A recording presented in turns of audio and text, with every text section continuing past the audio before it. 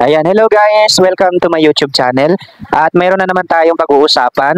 Alam ko hindi na ito bago sa inyo kasi medyo matagal na si Awaz. Ayan, pag-uusapan natin ngayon siya. Dahil kakabago lang sa policy niya. Ayan, kaka-start ulit ni application. So, sabihin na lang natin new policy, new beginning. Ayan. And new users. Ayan. Sa mga old users naman po dyan, ayan, pwede nyo pa rin gamitin yung account ninyo, pero ang pwede ng task na ma-claim nyo is ito na lang. So, alam nyo na yan. Pero ito yung privilege sa application. Ngayon sa mga bagong user. Ayan. Nagkaroon or bumalik na po yung task, or sabihin na lang natin nagkaroon siya ng task na live host kung saan pwede silang makakuha ng 5,000 beans. Ayan. Pero mayroon silang dapat gawin para ma-unlock po ang task na yon. Ano yung gagawin? Una, punta po sa home ng inyong phone. I-click po yung video icon, i-click po yung live, then humarap po sa camera, then humarap sa camera or video ng presentable or presentable.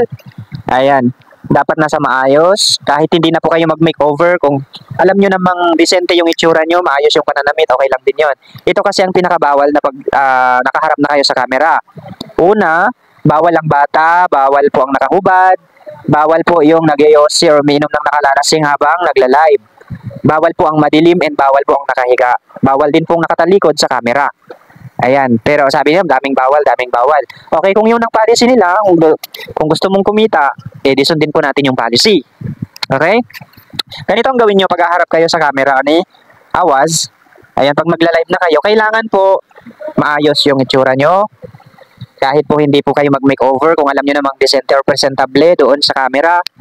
Ayan, maliwanag. Kailangan nakaharap kayo sa ilaw. Kasi pag tumalikod kayo sa ilaw, mag-appear doon sa video cam, madilim. So, pwede po kayong hindi pumasa doon sa live. Hindi naman siya maarte kung mag-audition kayo as long as alam niyang maayos naman yung itsura nyo doon sa camera and malinaw yung mukha nyo habang nakatutok sa camera. Then, mag-stay po kayo ng seconds or sabihin na lang natin kahit 10 seconds, ganyan. Then, may magno-notif po sa inyo dito sa message na kung saan dito sa system notification lalabas doon kung pumasa kayo or hindi. Ito yung pwede nyong mabasa sa inyong notifications sa message or system notification sa inyong message. We are excited to inform you that blah blah blah, ganon. Nakapasa kayo daw doon sa live.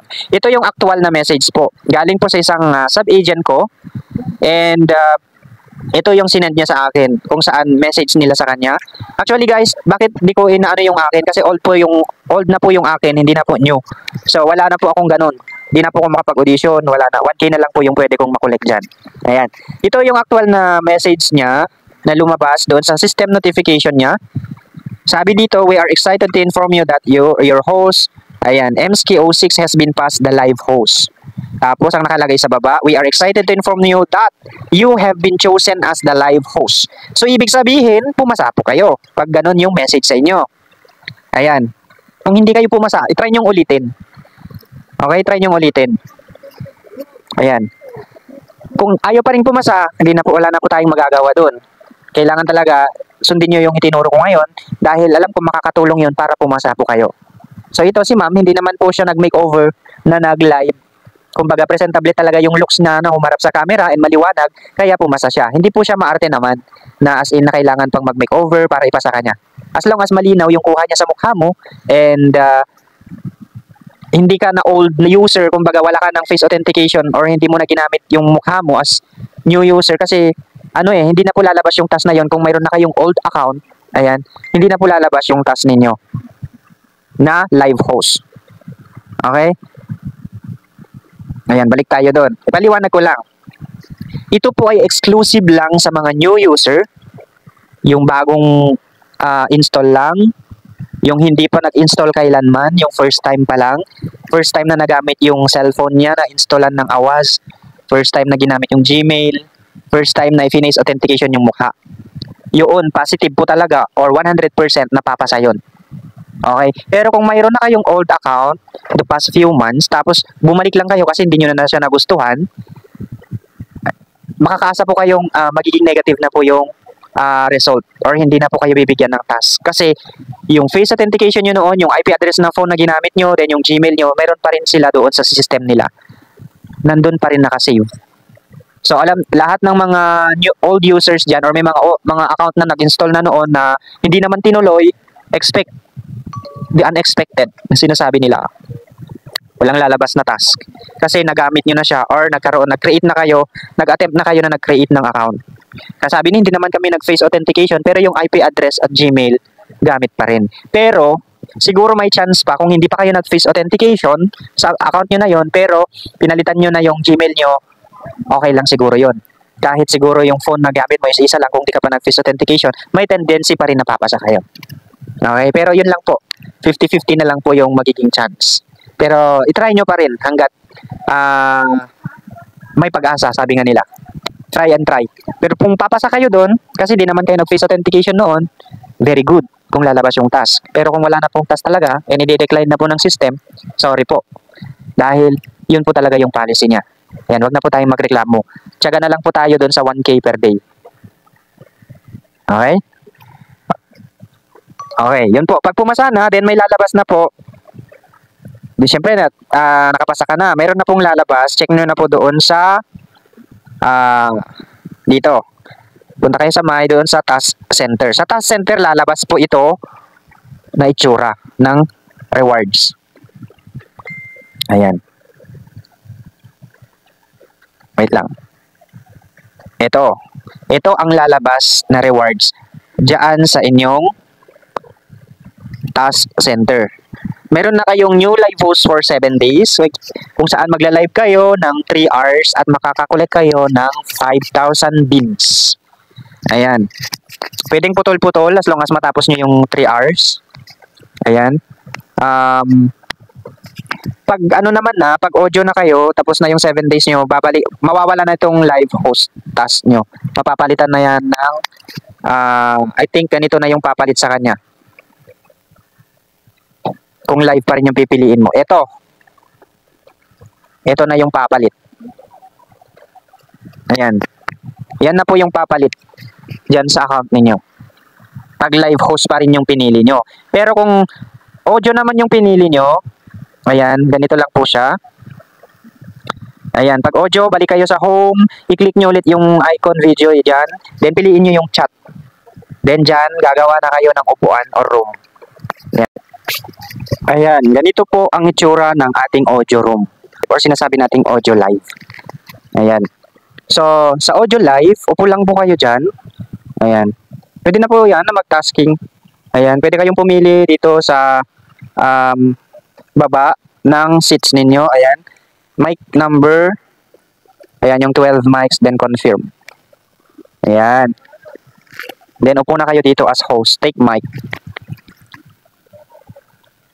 Ayan, upo tayo dito.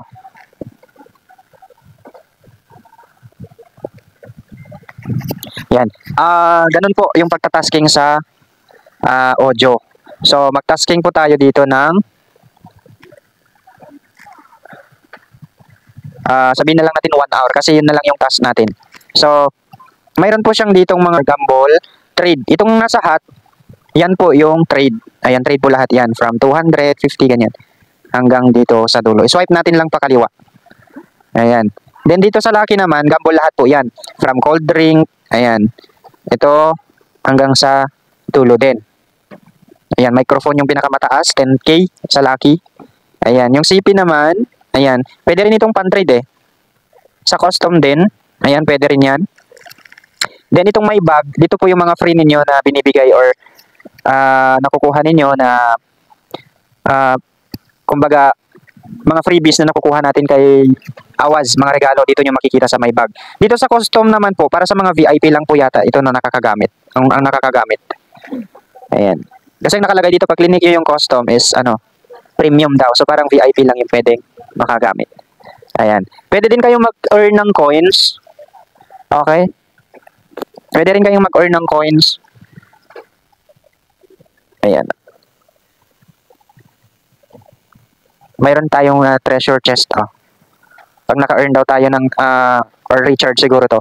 Pag nakapag-recharge tayo ng 5 million, makukuha natin to. Mayroon pa tayong free frame na 7 days. Ayan. Yung mga paampaw din po, ito, mga lucky packet. Ayan. Pwede tayong mamasyal sa mga PLPL kasi may mga lucky packet. Doon tayo pwedeng makaipon ng coins. Okay, sipagan lang natin mag-hunting ng lucky packet. Ayan. Pagkatapos na po ng inyong task dito sa inyong room, ayan, di po ako makaupo kasi mahina po yung signal natin guys, pasensya na. Ayan, pwede na kayong mag-exit.